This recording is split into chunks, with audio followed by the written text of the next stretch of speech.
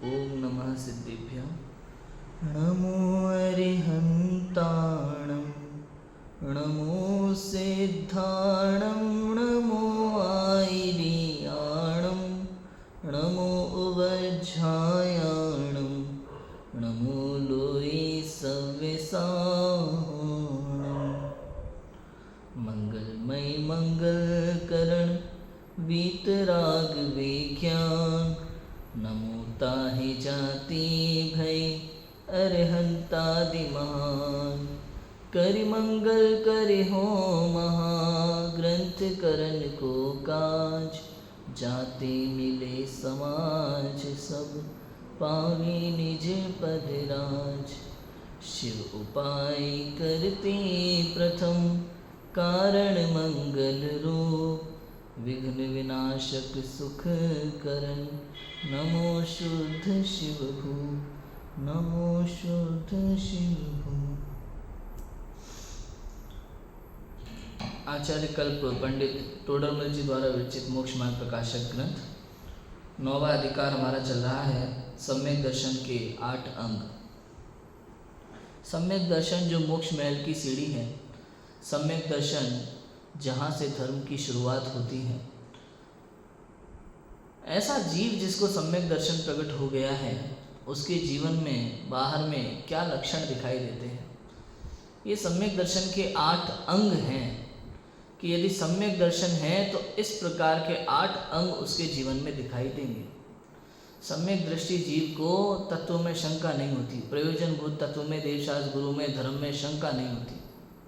सम्यक दृष्टि जीव को भूमि का अनुसार इंद्रिय विषयों की चाह नहीं होती, कांक्षा नहीं होती।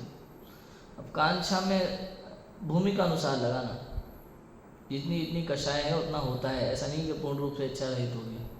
पूर्ण रूप से इच्छा रहित होता है जीव 12वें गुण स्थान में। समझ में आया? निर्वित चिकित्सा अंग प्रकट हो जाता है, अमूढ़ दृष्टि अंग प्रकट हो जाता है, उपगोहन, स्थितिकरण। अपन ने 6 अंगों की चर्चा की है। आज हमें बात करनी है प्रभावना अंग की।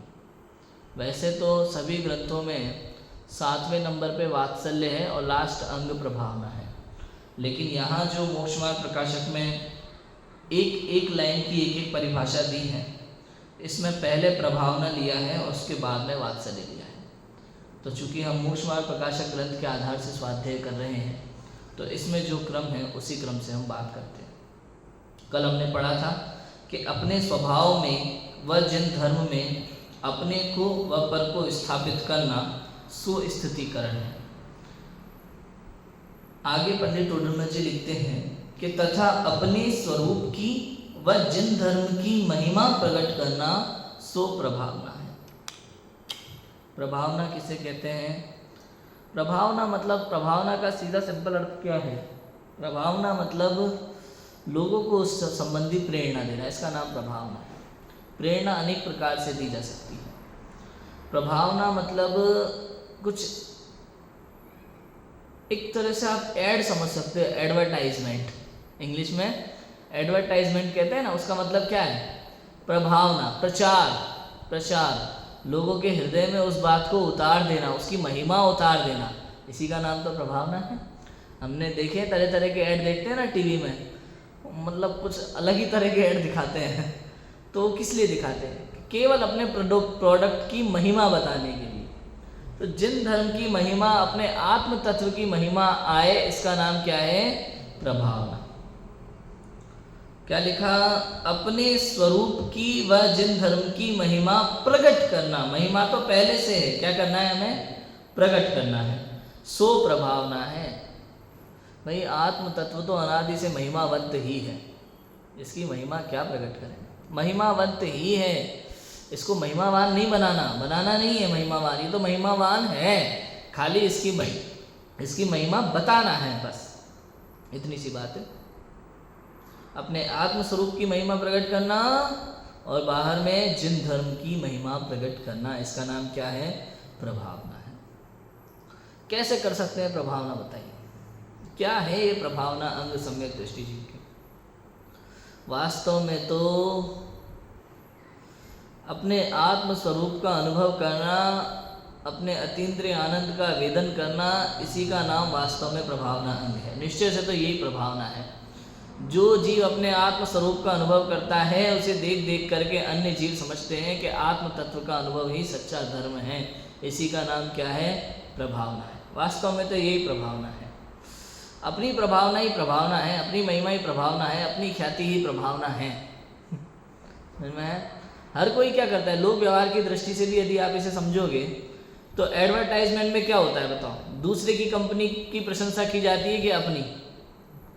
इसका नाम प्रभावना है। ऐसे ही अपनी, अपनी मतलब क्या? मैं। अपनी माने मैं, अपनी प्रभावना माने अपने आत्म तत्व की प्रभावना। आत्म तत्व की प्रभावना माने उसके आनंद में लीन हो जाओ, उसी में लगे रहो, उसी में रमे रहो। ये आत्म तत्व की प्रभावना है। बताओ, यदि आपको पतंजलि के साबुन की प्रभावना करनी है तो क्या करोगे? पतंजलि का साबुन यूज करना पड़ेगा आपको। पतंजलि का साबुन यदि आप यूज करते हो तो दुनिया को बताने की जरूरत नहीं है कि मैं पतंजलि पतंजलि पतंजलि। लोगों को दिखता है कि आप यूज करते हो तो उससे ही प्रभावना हो जाती है। ऐसे ही जो जीव सदा आत्म स्वरूप में रमण करता है, वही वास्तव में सच्ची आत्म तत्व की प्रभावना है और दूसरी नहीं। आत्मा की बातें करना आत्म तत्व की प्रभावना नहीं है, तो आत्म स्वरूप में रमण करना आत्म तत्व की सच्ची प्रभावना है। ऐसा है। ये तो निश्चय से प्रभावना है। आत्म स्वरूप में रमणता निश्चय से प्रभावना अंग है। व्यवहार से क्या है? व्यवहार से जैन धर्म की प्रभावना, आत्म स्वरूप की प्रभावना कैसे होती है?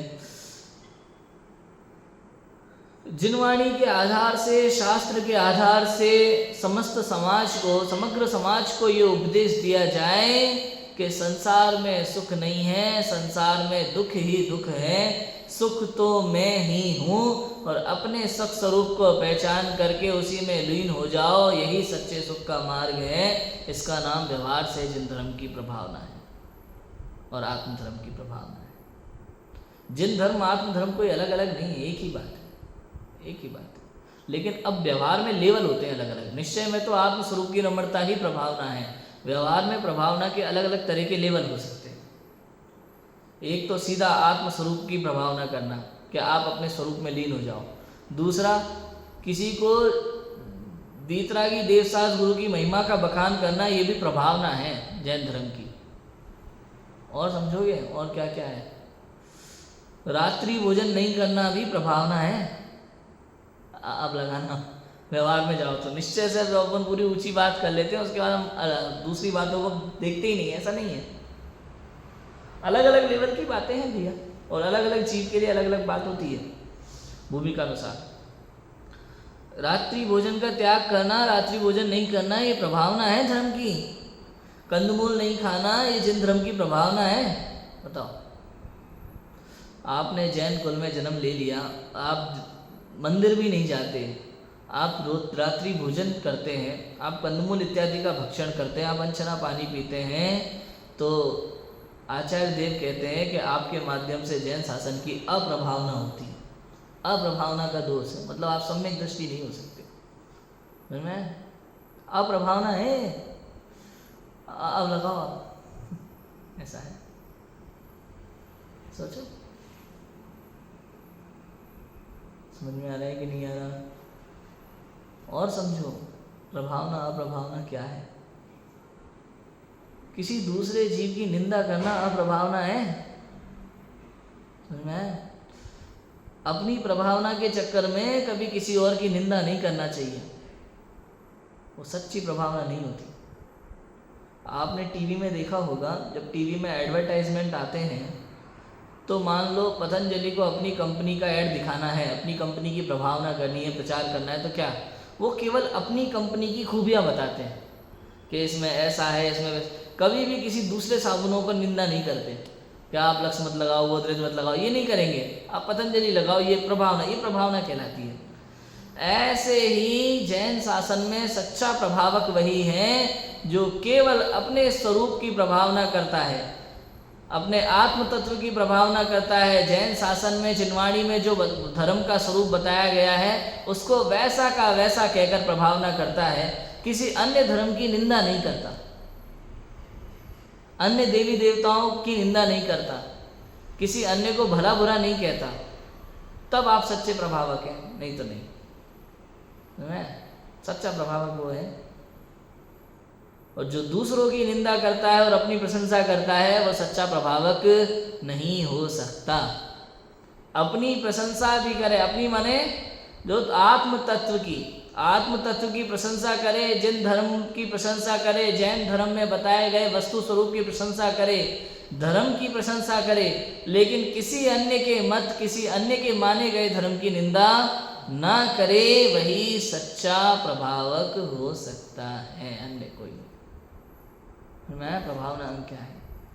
ये प्रभावना है। सोचो, महिमा प्रकट करो। महिमा प्रकट कब होगी पता है? महिमा प्रकट कब होगी? अरे महिमा प्रकट करने से पहले महिमा समझनी पड़ेगी। समझो तो सही है क्या।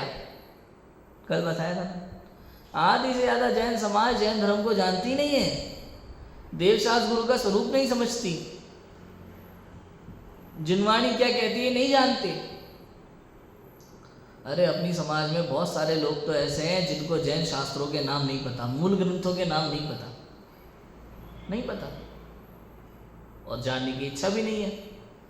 सुनी सुनाई बातों को या आजकल की जो 2 किताबें आ जाती हैं उन बातों को पढ़ करके धर्म मानते हैं। ये अप्रभावना है, ये अप्रभावना है। यदि आपको धर्म करना है ना तो सबसे पहले धर्म का स्वरूप समझो। यदि आपको भगवान की पूजा करनी है तो सबसे पहले जिन भगवान की पूजा करना चाहते हो उनका स्वरूप समझो। अरे घर में कोई अनजान मेहमान आ जाता है तो उसकी जान पहचान किए बिना हम उसको घर के अंदर नहीं लेते। कहा जाता है ना, किसी भी अनजान व्यक्ति को हम घर में नहीं आने देते। जब अनजान व्यक्ति को आप घर में नहीं आने देते तो अनजान व्यक्ति की पूजा पाठ कैसे कर लेते हो? उनको भगवान कैसे मान लेते हो? अरे कम से कम उनके स्वरूप के विषय में ज्ञान तो अर्जन कर लो। पहले शास्त्र में पढ़ तो लो कि जिनकी पूजा आप कर रहे हो उनका स्वरूप क्या है। जिनवाणी कहती है वे वीतरागी हैं, सर्वज्ञ हैं, उन्होंने समस्त संसार को दुख रूप जान करके त्याग दिया और हम उन्हीं के पास जान करके राग द्वेष करते हैं, उन्हीं के पास जाकर के संसार की वस्तुएं मांगते हैं। बताओ, इसका मतलब यह है आपने उनका स्वरूप नहीं समझा, खाली पूजा करने आ गए सुन के कि ये भगवान है, ये सब देते हैं, तो सुन के आ गए। बस आपने बस वस्तु का स्वरूप तो समझा ही नहीं, भगवान का सत्य स्वरूप तो समझा ही नहीं। समझ में आ रहा है कि नहीं आ रहा? सोचो, पहले समझो फिर बोलो, इसका नाम प्रभावना है, इसका नाम प्रभावना है। बिना समझे, बिना कहे, बिना जाने कुछ भी कह देना, इससे अप्रभावना होती है। मैं तो कहता हूँ सभी को, यदि धर्म के विषय में यदि आप कहीं भी कुछ भी कहते हैं तो पूर्ण जानकारी के साथ कहें। यदि आपने किसी शास्त्र में पढ़ा है तो उस शास्त्र के अनुसार अपनी बात कहें, उन आचार्य के अनुसार अपनी बात कहें। मुझे यहाँ कोई बात कहने से डर क्यों नहीं लगता पता है? क्योंकि मैं शास्त्र पढ़ के बोलता हूँ। मुझे कोई डर नहीं है, ना समाज का ना किसी और का, कुछ भी कहने से। क्यों? क्योंकि मैं कह ही नहीं रहा, तो मुझे किस बात का डर? तो क्या कर रहे हो भाई? जैसा शास्त्र में कहा है, प्राचीन दिगंबर आचार्यों ने जो बात कही है, मैं तो केवल उनकी चिट्ठी पढ़ रहा हूँ यहाँ बैठ करके। चिट्ठी पढ़ने वाले को कोई डर नहीं होता। जैसे पोस्टमैन आता है ना चिट्ठी देने, अब किसी ने धमकी भरा लेटर लिखा हो तो पोस्टमैन को उसे पढ़ने में डर नहीं लगेगा। क्यों भाई? पोस्टमैन थोड़ी धमकी दे रहा है, वो तो लिखने वाला दे रहा है ना, तो उसको किस बात का डर? तो ऐसे ही यहाँ आचार्यों ने कहा कि जो बाह्य शुभ भाव में धर्म मानता है वो मिथ्या दृष्टि है। मैं यहाँ कहूँ तो मुझे डर नहीं है। क्यों? आचार्य कह रहे हैं, मैं थोड़ी कह रहा हूँ। तो मैं लड़ना है तो कुंद आचार्य से लड़ लो, अमृतचंद आचार्य से लड़ लो, योगेंद्र मुनिदेव से लड़ लो, समंतभद्र आचार्य से लड़ना है तो हमसे क्यों लड़ रहे हैं? हम तो उनकी बात पढ़ रहे हैं बस। मैं उन्होंने जो कहा है वो हम कह रहे हैं, इसलिए डर नहीं लगता किसी से भी। कुछ भी कहने से पहले पढ़ो, समझो, विचार करो, चिंतन करो, मंथन करो, अनुभव करो, फिर बोलो। इसका नाम प्रभावना है, इसी का नाम सच्ची प्रभावना है। समझ में आया कि नहीं आया? ऐसा है। किसे कहेंगे प्रभावना, बताओ। प्रभावना के नाम पे कई बार लोग दूसरों को हटाने की कोशिश करते हैं। कई लोग ऐसे होते हैं, भाई दो प्रकार से आप नंबर 1 हो सकते हो, या तो स्वयं कोशिश करो या फिर जो ऊपर दिखाई देता है उसको नीचे करो। ये सच्ची प्रभावना नहीं कहलाएगी। देख दूसरों की बढ़ती को कभी ना ईर्ष्या भाव धर, कभी ईर्ष्या भाव नहीं धर रखना। ईर्ष्या भाव विकार है। धर्म में भी कोई दूसरा व्यक्ति हो, कोई दूसरा धर्म हो, आजकल सब अपने अपने यूट्यूब चैनल है सबके, सब लोग ज्ञान दे रहे हैं, तो किसी और को बढ़ता हुआ देख करके अपने को छोटा स्वीकार मत करना, क्योंकि प्रभावना बाहर में नहीं होती, प्रभावना तो अंदर में होती है। आपने धर्म को कितना समझा? यदि आपने ही अब तक जैन धर्म को नहीं समझा तो दूसरे को आप कैसे समझाओगे? आप प्रभावना नहीं हो सकती। प्रभावना उनके माध्यम से होती है जिन्होंने स्वयं अपने आप से स्वयं को प्रभावित किया हो। इसलिए सच्चे प्रभावक तो दिगंबर मुनिराज कहलाते हैं, जिन्होंने वास्तव में उस मार्ग को समझा है, उस मार्ग पे चलते हैं। इसलिए सबसे प्यारा मार्ग वही है सबसे प्यारा मार्ग। कितनी महिमा है बताओ, कितनी महिमा है उसकी। सबसे प्यारा मार्ग है निर्ग्रंथों का मार्ग। भक्ति है ना, 7 बार नाम आता है, 7 बार कहते हैं निर्ग्रंथों का मार्ग हो, निर्ग्रंथों का मार्ग हमको प्राणों से भी प्यारा है। निर्ग्रंथों का मार्ग, निर्ग्रंथों का मार्ग हमको प्राणों से भी प्यारा है। दिगंबर वेश न्यारा है। निर्ग्रंथों का मार्ग, निर्ग्रंथों का मार्ग हमको प्राणों से भी प्यारा है। निर्ग्रंथों का मार्ग। सच्चे प्रभावक तो निर्ग्रंथ दिगंबर मुनिराज होते हैं। वो स्वयं आत्म कल्याण के मार्ग पर चल रहे होते हैं और समस्त संसार को बता रहे होते हैं कि यही सच्चा धर्म है, यही सच्चा धर्म है। उनका वेश, उनकी वाणी, उनकी चर्या, उनका आहार, उनका विहार, ये सब प्रभावना है, सब प्रभावना है।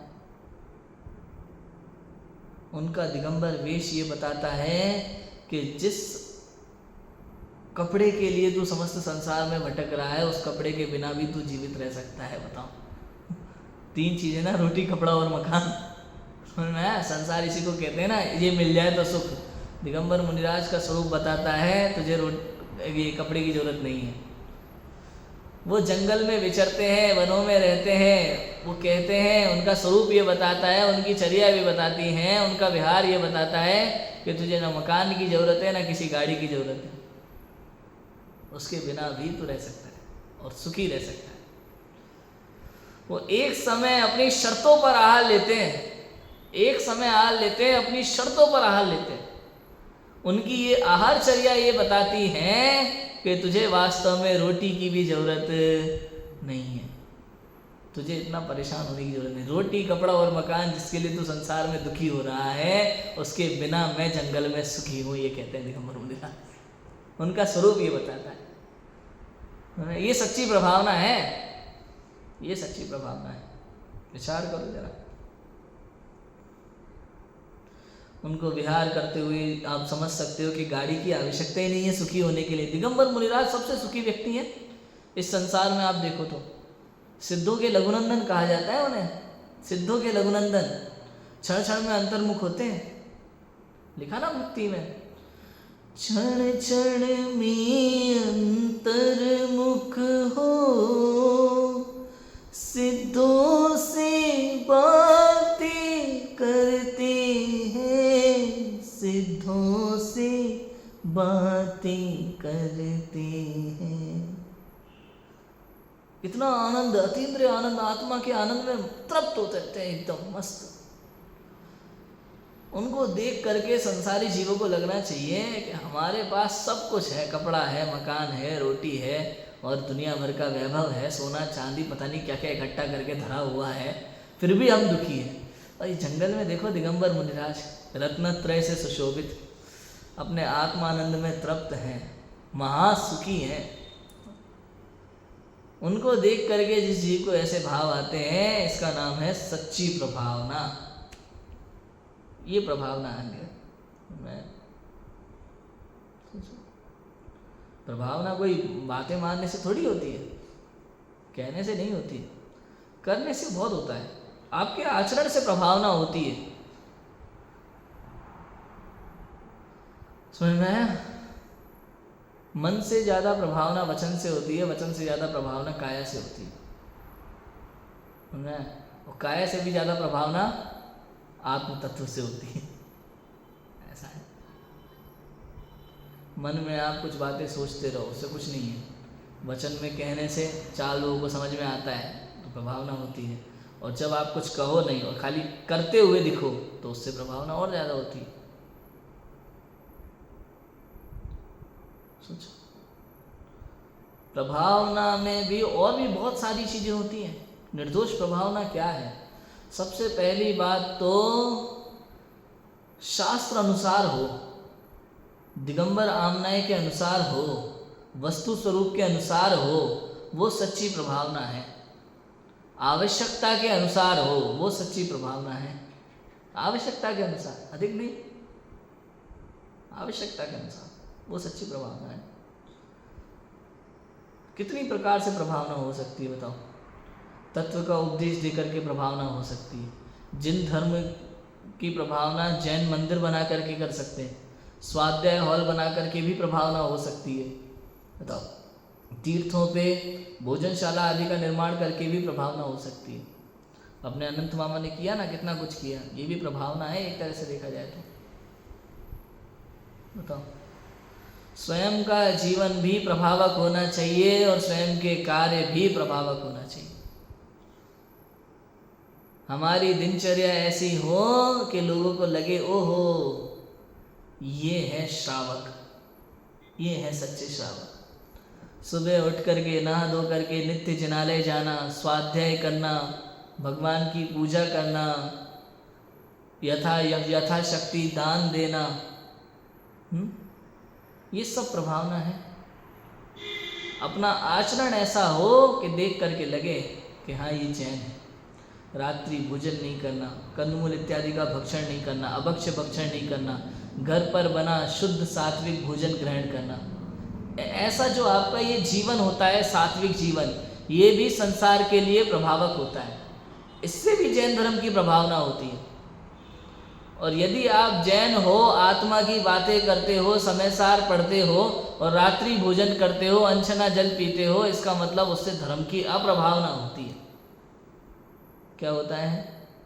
अप्रभावना होती है। लोग क्या कहेंगे, लोग क्या देखते हैं बताओ? अब बात है तो आत्मा की, ये तो अभी भगवान बनेंगे, अनछना जाली पी रहे। अनछना पानी भगवान पीते हैं क्या?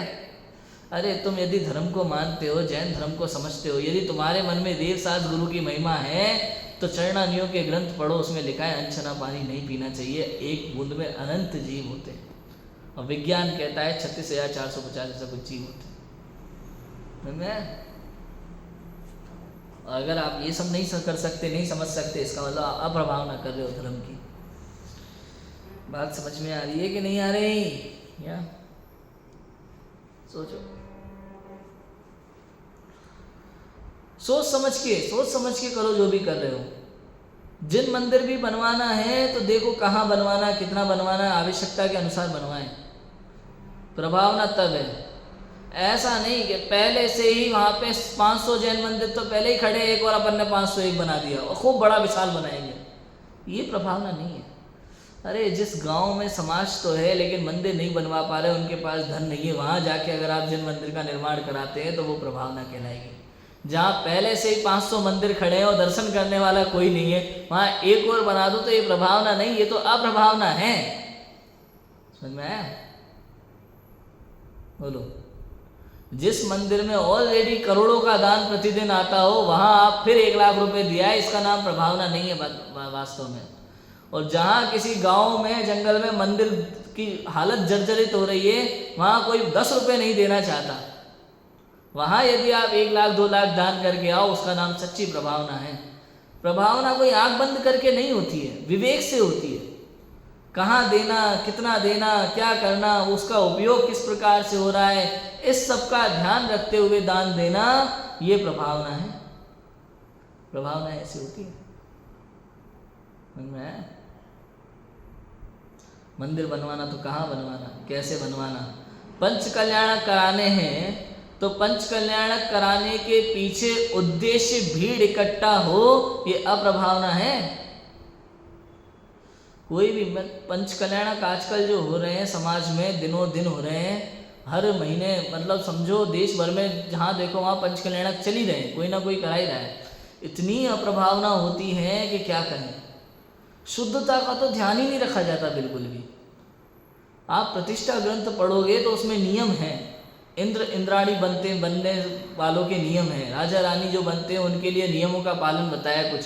आजकल तो प्रतिष्ठाचार्य स्वयं अपने अनुसार ही नियमों से क्या कहते हैं उसको, समझौता कर लेते हैं, नियमों से समझौता कर लेते हैं। कोई बात नहीं, चलेगा भाई। वास्तव में तो इंद्र इंद्राणी राजा रानी आप बन रहे हो तो कन्नूल आदि का त्याग होना चाहिए, रात्रि भोजन का आजीवन त्याग होना चाहिए। अच्छा नहीं कर पाओगे, पैसा कितने दे रहे हैं भाई? अच्छा 1 करोड़ दे रहे हैं, एक काम करना 1 महीने का कर देना, ठीक है चलो। अरे 1 महीने का नहीं, अच्छा चलो पंच कल्याण जब तक चल रहे तब तक कर देना, बाकी ठीक है। ये क्या है? ये किसने अधिकार दिया आपको ऐसा करने का? प्रतिष्ठा ग्रंथ ने तो ये अधिकार नहीं दिया, तो फिर आप कौन होते हो ऐसा करने वाले? बताओ। कोई भी भगवान को चाहे जैसे हाथों से चाहे जैसे कपड़ों से छू लेता है, कोई देखने वाला नहीं, कोई बोलने वाला नहीं।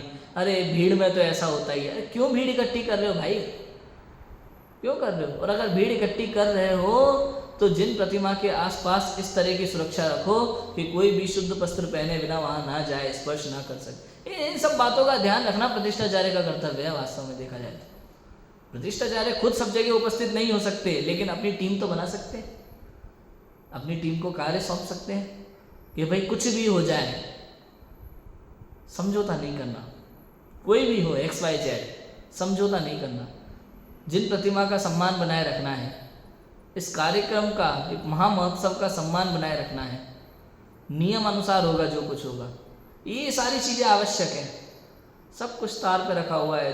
धन की प्रभावना होती है, धर्म की नहीं है। समय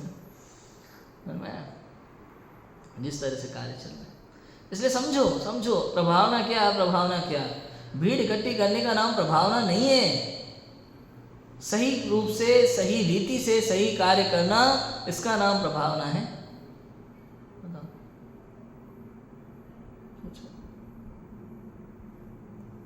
बच्चों को मंदिर भेजने के लिए भगवान का गलत स्वरूप बताना प्रभावना नहीं, अप्रभावना है। बच्चों से कहते हैं बेटा मंदिर जाओ, मंदिर जाओगे तो नंबर अच्छे आएंगे पढ़ाई में, मंदिर जाओगे तो जॉब अच्छी लगेगी, मंदिर जाओगे तो फलाना, मंदिर जाओगे तो शादी हो जाएगी। पागल हो गए क्या? ये प्रभावना नहीं, अप्रभावना। अरे ऐसा कहने से लोग मंदिर आते हैं, नहीं आए। भगवान का स्वरूप गलत नहीं बताना। बस भक्तामर स्तोत्र का स्वरूप बिगाड़ दिया। आदिनाथ भगवान की इतनी सुंदर स्तुति, मानतुंग आचार्य के इतने सुंदर भाव, और उनको उन्होंने मेडिकल स्टोर बना दिया। बताओ, पेट दर्द है तो ये वाला श्लोक ले लो, कान में दर्द है तो ये वाला ले लो, शादी नहीं हो रही तो ये वाला ले लो, पुत्र नहीं हो। क्या हो रहा है ये? अरे भगवान की स्तुति है, आराधना है, मेडिकल स्टोर की दुकान नहीं है भाई। नहीं समझते, ये अप्रभावना है। अप्रभावना होती है इससे धर्म की। सोचो, समझो भगवान का सही स्वरूप। अरे फिर लोग कहते हैं अरे ऐसा करने से क्या है, दूसरी जगह नहीं जाते, कम से कम अपने ही भगवान के पास तो आते हैं। अरे भाई, अपने वीतरागी भगवान को तुमने रागी बना दिया तो उनमें और हमें अंतर क्या रहा? फिर उसे सही बात बतानी थी ना कि भाई तेरे जीवन में जो कुछ भी हो रहा है तेरे कर्म का उदय है, इसमें भगवान कुछ कर सकते नहीं है। तो कितना ही पूजा पाठ कर ले, पूजा पाठ करने से यदि तेरे कर्म ठीक हो रहे होते, पूजा पाठ करने से यदि तेरा जीवन सुधर रहा होता, पूजा पाठ करने से यदि तेरी नौकरी, व्यापार, पढ़ाई लिखाई में कुछ विशेष योग्यता हासिल होनी होती, तो कर्म सिद्धांत खत्म हो जाएगा जैन दर्शन का। समझ में आया कि नहीं आया? कर्म सिद्धांत खत्म हो जाएगा जैन धर्म का, पूरा तार पे चढ़ जाएगा जैन धर्म, खत्म, जीरो हो जाएगा पूरा। तो सच्ची प्रभावना क्या है? जैसा वस्तु का स्वरूप है उसमें बिना कुछ मिलावट किए किसी भी कारण से भीड़ इकट्ठी करने के उद्देश्य से, किसी को धर्म मार्ग में लगाने के उद्देश्य से भी धर्म का स्वरूप बिगाड़ना ये अप्रभावना है, और किसी को धर्म मार्ग में लगाने के उद्देश्य से भी धर्म का जैसा स्वरूप है मात्र वैसा ही बताना, यही सच्ची प्रभावना है, और कुछ नहीं। यही सच्ची प्रभावना। और वास्तव में तो बाहर में कितना ही भटक लो, कितना ही भटक लो, शांति तो अंदर में है, शांति तो अंदर में है। जितनी जल्दी हो सके बाहर की तपती धूप से बच करके आत्म तत्व की छाया में आकर बैठ जाओ, यही प्रभावना है वास्तव में। तो धर्म की प्रभावना तो इसी का नाम है। आत्म स्वरूप तक आने के लिए आपको हो सकता है बीच में मंदिर पड़े, तो देवसाज गुरु की शरण ले लेना, ले लेना। जैसे हमारी कोई मंजिल होती है ना, हमें मान लो कहीं गांव में किसी मंदिर में दर्शन करने जाना है, मंजिल तो मंदिर है, लेकिन रास्ते में भटक जाए तो कोई किसी व्यक्ति से रास्ता पूछना सही है या गलत है? बताओ। उससे हाथ जोड़ करके निवेदन करके रास्ता पूछना सही है या गलत है? सही है। कि हम किसी और की शरण क्यों लें, हमें तो मंदिर, शरण नहीं भाई, रास्ता पूछ रहे हैं। ऐसे ही मंजिल तो हमारी मुक्ति है, सच्चा सुख है, किंतु हम रास्ता भटके हुए हैं। ऐसे में देव गुरु धर्म की शरण लेना ही उचित होगा, नहीं तो भटकते रहोगे। देव गुरु धर्म की शरण मतलब क्या? रास्ता पूछ रहे हैं हम उनसे, हे अरिहंत भगवान, हे सिद्ध भगवान, आपने जो मुक्ति प्राप्त की है, कृपया मुझे भी रास्ता बताओ, मैं भी जाना चाहता हूँ, मुझे भी मुक्ति वधु से विवाह करना है, मुक्ति वधु का वरण करना है। ये प्रभावना है। आनंद लो, बस, अब कुछ नहीं है। बाहर में मत भटको, मत भटको, मत भटको। केवल दो ही शरण है संसार में, शुद्धा तमरु पंच गुरु, जग में शरणो दोय। मोह उदय जिय के वृथा आन कल्पना होय। मोह उदय के कारण से जीव संसार में अनेक प्रकार की कल्पनाएं करता है, लेकिन वास्तव में शरण तो दो ही है, शुद्धात्म और पंचगुरु, दो ही शरण है संसार में। और वास्तविक में तो निश्चय से तो शुद्धात्मा ही शरण है, व्यवहार से पंचगुरु शरण है। पंचगुरु तो शुद्धात्मा को बताने वाले हैं। वास्तव में पंचगुरु शुद्धात्मा की ही अवस्थाएं हैं, है ना? नियम सार में है शायद, और योग सार में भी आया है, योग सार में भी गाथा है। अरिहंत सिद्धाचार्य पाठक साधु है, परमेष्ठी पण सब आत्मा की अवस्थाएं, आत्मा ही है शरण। निश्चय से तो एक आत्म तत्व ही शरण है, और व्यवहार से पंच परमेष्ठी शरण है। और पंच परमेष्ठी भी ये सब आत्मा की अवस्थाएं हैं। बताओ, अरिहंत सिद्ध आचार्य उपाध्याय साधु सब आत्मा की अवस्थाएं हैं, आत्मा ही तो है। बताओ, आत्मा अलग कर दिया जाए तो पंच परमेष्ठी रहेंगी कि नहीं रहेंगी? नहीं, जीव ही है, आत्मा की ही अवस्थाएं हैं, पर्याय ही तो है। बताओ, व्यवहार से पंच परमेष्ठी शरण है, और वो आत्म तत्व को बताने वाले हैं, और निश्चय से तो आत्म तत्व ही शरण है। इसलिए मंगलाचरण में पंडित टूरमल जी ने मंगलाचरण किया, मंगलमय मंगलमय मंगल करण वीतराग विज्ञान, नमो ताहि जाते भय अरहंतादि महान। मैं उस वीतराग विज्ञान को नमस्कार करता हूँ जिसके कारण से अरहंत आदि महान हुए।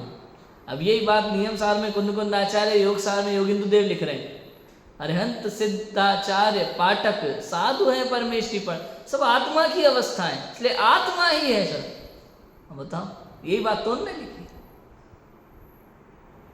शरण तो आत्मा ही है, और ये पंच परमेष्टि भी इस आत्म तत्व की शरण लेकर के महान हुए हैं। और उन्होंने भी ये कहा है कि यदि तुझे सुखी होना है तो तू अपने आत्म तत्व की शरण ले, वही निश्चय से शरण है, वही वास्तव में शरण है। हमारे लिए तो एक आत्म तत्व ही शरण होते, और आत्म तत्व की शरण लेना, उसमें जमना, उसमें रमना, यही सच्ची प्रभावना है। और समस्त संसार को केवल आत्म तत्व की शरण का उपदेश देना, यही सच्ची प्रभावना है। पंच परमेष्टि ने भी ऐसी ही प्रभावना की है, और हमें भी वास्तव में ऐसी ही प्रभावना करनी चाहिए। जो जीव अपने आत्म तत्व का आश्रय लेता है वही वास्तव में प्रभावना का धारी होता है, वही सम्यक दृष्टि जीव होता है। हम सभी अपने आत्म स्वरूप का आश्रय लें और सच्ची प्रभावना करें और सच्चे सुखी हों। इसी मंगल भावना से भी की बात को विराम देते हैं। ओम नमः शिवाय।